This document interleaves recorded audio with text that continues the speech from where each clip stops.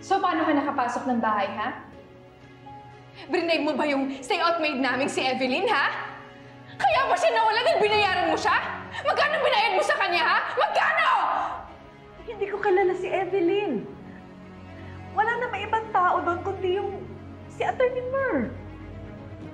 Kung may plano kayong pumunta sa bahay ni Atty. Simmons, pero nilihim niyo to, tama ba ako?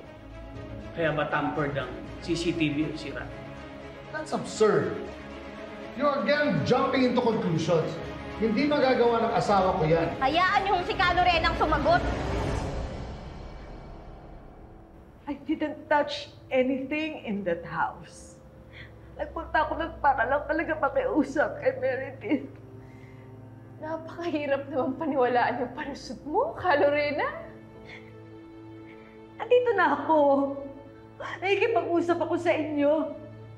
Bakit hindi yung mga nagtatago ang kausapin ninyo? Sila ang tanungin nyo. Yung mga talaga nakasama ng mami mo.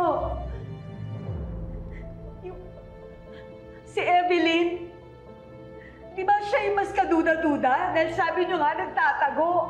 Di siya yung tanungin ninyo. Just because Lorena was at the house, it doesn't mean that she's guilty of this crime.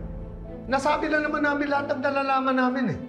Now, if you're going to accuse her, make sure you have evidence. Lorena, let's go. We don't have to listen to these people and listen to their unfounded accusations. Let's go. Come on. This is far from over.